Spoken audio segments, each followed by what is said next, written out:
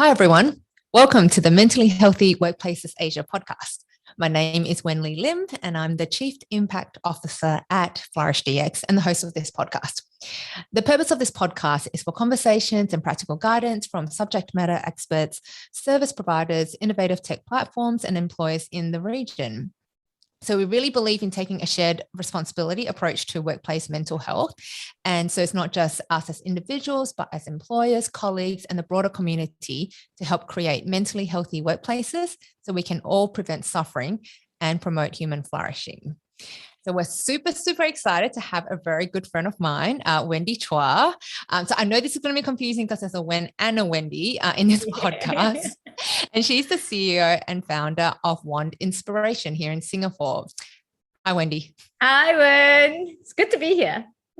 Oh, I'm glad. I know you've just come off some calls and you're diving straight into this podcast. So just want to thank you for your time. So how are you doing? What's up in the Wendy world? Oh, well, like I said, I just finished a call. In fact, it was a workshop that my colleague and I started at 7 a.m. because the participants are in New Zealand. So in a way, the Zoom means we honor their time. So we wake up earlier to run the 4-hour workshop. And so we just completed it. Yeah. And other than that, okay. Yeah, I know it's exciting. Another thing that I'm excited about is I want to go visit my son who is in Vancouver and he's 26. And so, instead of him having Christmas alone, 3 of us are going to go visit him. So that's something exciting. Oh, how amazing. Yeah. Well, I mean, for those who are in Singapore and dialing in, the travel lanes have opened to more countries. And I was just reflecting how hard Christmas will be this year and the holiday season for those who are separated from their families. It's, this is the second Christmas. So I'm just really glad, just for reconnecting and just our emotional health, our mental health, just to be able to get back with family and just to have a scenery change as well. I think that's amazing timing. I know just to reach out to those people who are in countries that still cannot get out, our thoughts are with you because it's just so hard. So hopefully for those who, we can travel back there and reconnect. But yes, I think it's a light at the end of the tunnel, I feel. Yeah, I mean, with the whole COVID situation, the last 1.5 years, it has put a strain on family as well because, I got all my kids back to Singapore, right? And then they're actually adult kids, 25, 24, 21, 18 last year. And starting from an empty nest, I suddenly have all 4 kids coming home. No, not all 4, but, all came back. And then it was this period of frustration that they were going through, anxiety and even anger, right? Like, why does this have to happen? And we are, back to Singapore and we can't be doing our exchange and all that. So as the parent, right, for me to contain and take care of their mental health and mine is such a experience. Yeah, I think we definitely, life has been so different. And we've all had to cope in the best way we know how. But even better is that we can, just speak to others about it. The situation isn't unique to ourselves. And so I guess, even doing this podcast and just talking to people, it's just being able to have that space to talk about things and normalize in a way that you don't feel you're alone and that you're not the only parent with this situation as well. But hats off to parents at this time, especially with home-based learning and all that. I really salute you. So maybe we'll dive into your professional life, now we've learned a bit about your home life and your children and just being able to visit them in Vancouver again. Kind of what has been your profession to date and how did you get here? Okay. Well, actually linking to Vancouver, I studied psychology in Vancouver in 1989. So I went overseas to do my degree and my graduate research. So my research was on learning environments. How can we create the optimal learning environment? And coming from Asia, I knew that would be an important thing for me to find out, right? So that I can come back to Asia and help to improve the learning environments of our schools, right? And so that was how I started. And then a few years ago, I went to INSEAD and did an executive master's in consulting and coaching for change. So bringing psychology of change, the whole learning environment, into the workplaces. So over the last 25 years, I've worked with children, I've worked with teenagers, and now for the last 18 years, more with adults in organizations, so leaders and teams. So how do I help them thrive through changes and challenges? Cool. Well, you're definitely the expert in the room, and I'm just the host. So I'm so glad to have you on. So, what are your observations? You've been in this field for a long time, and what are your observations in terms of mental health over the last, 18 years and even longer? I think when we kind of prep for this session, I actually learned a lot about how you've navigated this space where actually mental health was so taboo, and you're going into this space. So I found that really interesting. Just so for our listeners who aren't from Asia and even the ones here, would you mind kind of like retelling that story? Because I learned so much. Yeah, sure. Well, when I was studying in Canada, right, I found out that mental health wasn't very good in Asia. And actually the information that my professor shared to me was, Wendy, you have a very high youth suicide rate in Asia. And that really hit me. And I was a 21-year-old graduate student. And that actually got me going. I want to go back to Singapore. I want to go back to Asia to help with how people cope with stress, right? I mean, and that was very idealistic as a young 21-year-old. And then when I came back, I also realized that it was quite a stigma to actually talk about mental illness or mental health. And so in a way, I was glad that I didn't go the clinical route. Initially, I went into the education and developmental route of psychology. So I applied psychology to schools, to training teachers, to helping them understand more about the psychology of child development and then youth development. So I think people were more comfortable for me to talk about how can we get our children to grow in their psychosocial, emotional development. How can they thrive through changes, right? So that was a more comfortable and easier topic for me to talk about and for it to be received. Over the years, I was also the school psychologist of RI, Raffles Institution, at one point. And so being in that school, talking about resilience, talking about relationships and emotional intelligence was more sort of comfortable for others to hear than for me to talk about strictly mental health, right? And so I would weave these topics in so that people are comfortable. So I'm always thinking about the recipient. What are they comfortable to receive? So meet them where they are. And also in organizations, they'll call me in because they want their leaders to be resilient, right? They want them to know how to deal with the many, many changes that an organization goes through. They want their teams to be able to be resilient. So because I was writing and talking a lot about resilience, then I was welcomed into the organizations to talk about resilience and to develop resilience in the workplace. So it has changed, right? From the way people are open and how are they going to be open to the topic itself. And then now, actually, thanks to COVID, people are even more open to talk about mental well-being and then mental health. Yeah, I think we were just saying that with the last 18 months, it's given people permission or even just normalizing and being able to be comfortable talking about their state of mental health. How are you actually feeling, and being a lot more vocal, because the worst thing is, you bottle things up, but we can't do that anymore. We're past the kind of, And so I think, I guess your observation in terms of people are now, we can kind of move beyond resilience in a way that we don't have to package it just as resilience, but really looking at overall mental health and using those words even, and people being okay with it and not immediately kind of shutting down. Yes. It's a good change. It's progress. Yeah. Yes, it is progress. And so in terms of, I know, you just said that you came off a call with New Zealand and, we haven't been able to travel because I know in the past years, we've known each other for many years, you'd be flying in and out, doing a lot of consulting and working with teams overseas. And now you just dial in. Yes. So I guess when we started this podcast, we really wanted to not just talk about Singapore and, all the countries in this region are so different.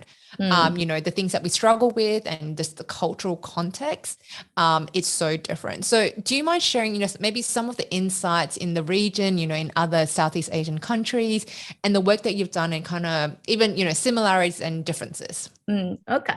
So let me start with some similarities I noticed.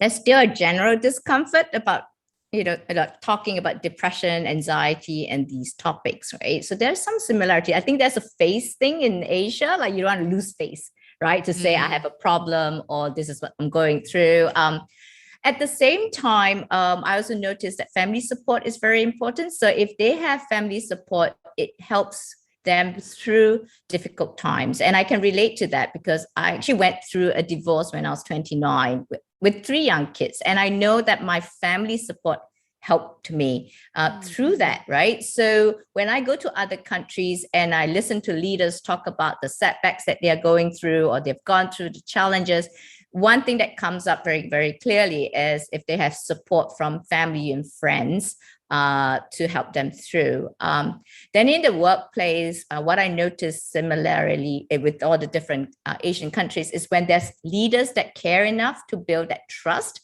to spend time, even talking about personal things and being willing to listen to personal concerns, then their teams open up, right? And that's a sign of building a resilient team. I think in terms of differences, it depends quite a bit on the resources the organizations have to begin with, because if it's a global company with resources for well-being, right? Then they include all the Southeast Asian leaders or Asian leaders, no matter what the country's sort of GDP is, right? So then they get to benefit from the well-being, the resilience, the leadership program. A smaller country is a smaller company that's still trying to make profit may not put mental well-being as a priority, right? They're still trying to make things work. What I also notice is if there's an established SME and they are going, okay, we've made the money, we've got success. Now we're going to look at our staff's well-being.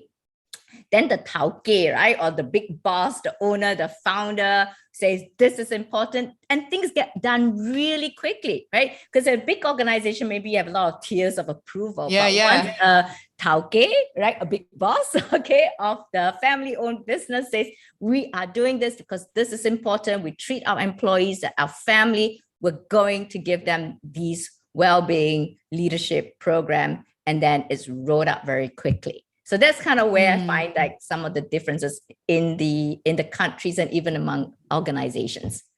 Yeah. Okay. Well, it's very, very interesting. I mean, I think those observations are so true. I guess smaller organizations and are more agile in a way that if they want to do something, it gets done. And if management and, the leaders are on board, which is why I think, really engaging leadership around these conversations and commitment to really look at mental health in the workplace, that makes the biggest difference, because you're not going to move the needle much. The employees are wanting it, but then if management isn't on board, there's really very little you can change. Yeah, and what I also notice and appreciate about participants in Asia is they adapt very quickly to technology. So the fact that I can't travel, I mean, it was a bit of a stress at the beginning of COVID, like how am I going to actually run my workshops and meet my clients? They went on to like Zoom or whatever online platform very quickly, and they were trusting to say, okay, we can do this online, virtually. Everybody turn on the video, right? So I think that the adaptation was very quick in Asia. Yeah. Oh, great. Well, so maybe if you can just share a bit more about the work that you've done in resilience, and just share with our listeners, what have you done in terms of with whatever size organizations and the outcomes, and where do you see this moving? Where do you see this space moving to as well? Okay. So in 2019, I came up with a book called The One Way to Resilience. And that was the first book I wrote primarily for adult readers. Before that, I wrote for children and parents, right? So when I launched that book in 2019, I didn't know COVID is going to happen, right? So at the same time, it was a book that organizations embraced because it was very real, it's very authentic. It weaves psychological concept and even my own personal story into how to build that resilience. What does it take to have that personal resilience?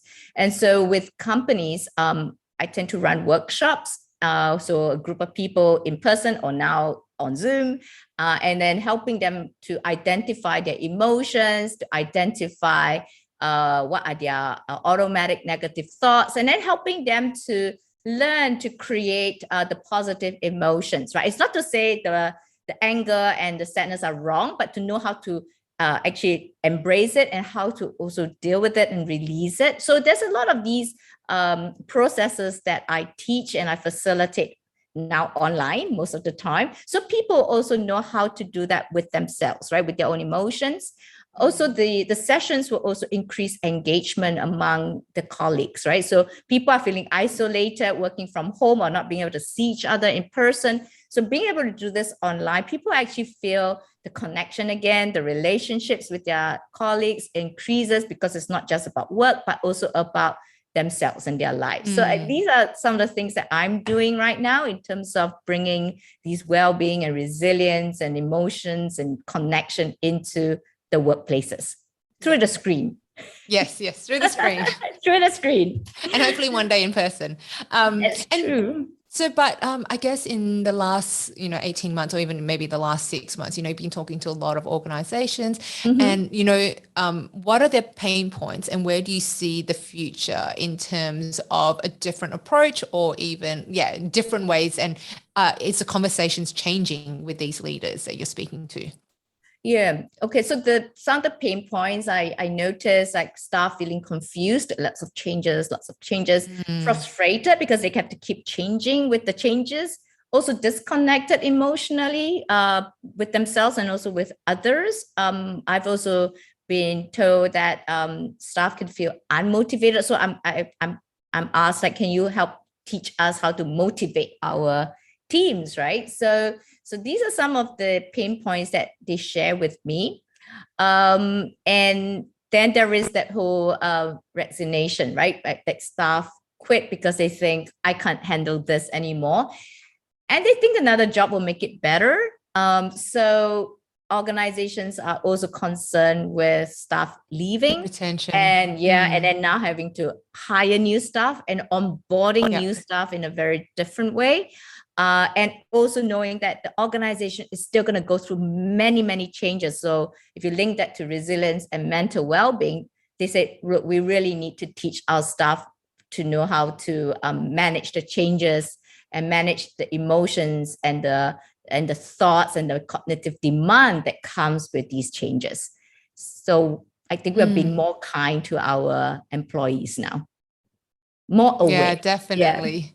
Yeah.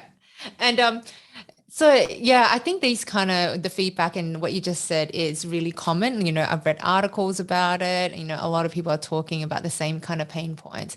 And I know that also, when I came to you, when we, started talking about Flourish, Flourish DX, and I was like, oh, this is what it does. Would you be interested? And so maybe if I can ask you, how does Flourish DX in terms of the work in terms of addressing psychological health and safety, how are you going to build that into your work, and how are you seeing the future to be able to really leverage on a technology platform as well? Yeah, so thank you, Wen, for bringing Flourish DX to me. I think for at least the last 1 year, I've been thinking about, how else do I improve my business, right? I mean, we're doing well in the workshops. We're even doing well on the virtual workshops and virtual coaching. But I've always been thinking, I coach other people to digitize their business. So what am I going to do about digitizing my business, right? And then there's a part of me that goes, but it's a very high human touch business, right? It's a high touch. We need empathy. We can't just turn to a robot to have these issues addressed. And so there was something in me that's asking. And also I have got clients that ask me, how do we measure impact? How do we measure that if we make this intervention or we change this thing or we teach our leaders to be more transformational and talk about mental health, how do we know it would actually work? And so with Flourish DX, I found that, hey, I don't have to spend time coding anything, right? Working with a tech team and I don't know anything about it, but more like I can actually look at the software and then bring it to my clients and say, hey, look, now we have a software that we can actually integrate into our programs, and in fact develop new programs with and for our clients based on what we can find out from the Flourish DX surveys and the results, right? So I find that it's now a way that I can weave like the VIA, the character strength survey, into our workshops. I can weave like the Flourish survey results into the workshop, so people talk about how they are and where they want to go. So it's connecting people. And then later on, when we look at the work design, and then we can actually measure the impact of the interventions or the programs that we are recommending to the clients. So it's so timely as well that this software came to me. Yeah. Oh, no, we're so glad to have a partner like you here, because, I mean, this is not, tech is always really a big part of it. It's about leveraging it, getting the data. And then actually continuous improvement. But a lot of organizations will also struggle if they're not large enough or have the manpower for it. They'll need external help. They'll need people to come alongside them to look at the data and then go and provide recommendations. But then, and then, like you said, measure over time through the surveys, the wellbeing check-in and all that are the factors that was identified as causing them, burnout and stress. Is that going down? Is that still coming up as a major issue? And you have all that at your fingertips. And so I think it's, I just love that, when technology is used for good and it can help and actually catalyze and actually even make things improve faster. But of course, there's the human, like you said, the human empathy side and really connecting with the stakeholders. And so even rolling it out, I know you were just actually in a workshop, right? Rolling it out for a client and starting with a small group of people. And then getting that user feedback and really understanding, how are they going with it? And is it helping? And getting their feedback as you go. So maybe, I mean, of course, you're not going to say what who the client is, but how has that gone today? I'm really interested. Well, it really went well. I think we have the second session tomorrow, and then 2 more groups for this client, and they're just so happy that they can actually have conversations with one another on meaningful topics, right? Like their character strengths and their purpose. And I have another client, and they are regional in Asia, and they are doing a leaders retreat online, and they are going to be using Flourish DX to do their self-awareness of their character strengths, and then after the retreat, then we'll look into the other surveys, right? So once people are comfortable with the app and comfortable with what we are using it for, and they trust the app and the process, then, there are many things that we can actually help them with. And I think in Asia, we have this saying, right? 活大老学大老. So I think the love for learning in Asia actually helps, because once we say we're going to like teach you about this, it's like, okay, we want to learn about how to have better positive emotions and engagement. So the love for learning actually is something I notice and I appreciate working with clients in Asia. It might be a stigma to talk about mental health to start with, but once they want to learn, and they want to learn it fast and well. Yeah. And I think one thing I picked up from what you said was just about the positive side of things, it's like building the pillars of positive mental health. And this is where we really want to focus a lot of, airtime and consideration for is actually the positive end and addressing things at source rather than letting things, kind of crumble. And then, I mean, you've been there. I mean, a lot of people have been there where it's like picking up the pieces and getting the help. I'm so glad there are lots of service providers and people doing that, but the more we can keep people healthy and really address it and build the positive side, address the workplace factors, the less then, we can kind of decrease the number of people that will go like slide down the mental health continuum. Yes. I think that's a I'm so glad with this, right? Because we want to prevent, right? We want to actually teach and nurture these habits. And what I see is when we bring this to the workplace, there are parents and aunties and uncles in the workplace and grandparents too. So if they learn, once they learn, I always tell them, please bring it back home. Please, share the videos with your kid, right? Because you've got it on your app. Show it to your teenagers, 2 minutes, watch it together. Because I want to see that our teenagers, our children are also learning these tools and these habits, because then we make them know how to keep themselves well. We can't protect, our family, our young from the setbacks in life, but we can definitely teach them to fish, right? We teach them the skills. And I see it in my own children, right? That because they learned these skills when they were young, because they have a psycho mom, right? So the mom is like that. So now they're like, okay, when we go through this, they do a mental check-in with me. They do mental check-in. Yeah, you built it into your family. They do their mental check with their friends. So they're like walking mental check-in ambassadors. That's amazing. Yeah. And I think starting young, and I know you obviously, I can hear over and over again, your passion for helping young people. Yeah. And for helping, really even going, we're talking about workplaces, but you're like taking another step of kind of reach, like going into the homes and talking and really normalizing this and socializing this from a very, very young age. Yeah. I mean, if you think about it, right? If the adults in the workplace feel safe and they feel that they know how to keep themselves well, that they have leaders they can turn to, they know, and all that, then they are a happier parent, right? They're a happier spouse, they're a happier child to their adult parents. So I see that when we improve workplace, psychological health and safety, there is a ripple effect beyond the organization. Yeah. Oh, I love that. Like, okay, this is me loving it from my impact hat. Like, when kind of impact and, it's the secondary and the on-flow into society, it just gets me really excited and just really hopeful that, the work that, so many people who are on the ground, trying to improve workplaces and all that we can see the result in society and a community as a whole. Because we do spend a lot of hours at work, majority of our waking hours, we wake up, we go to work, and it consumes a lot of our waking hours actually. Yes. And now if we work from home, we just literally walk from a bedroom to a computer, right? So, we might as well make the work and home environment flourishing. Well, yeah, and Jason actually at Flourish, he was we were writing an article last week, and I was talking about before you would bring a bad work day home through the front door, and now there is no front door. If you're fortunate enough, you have a study door, and so people are not just working at home, it's actually living at work.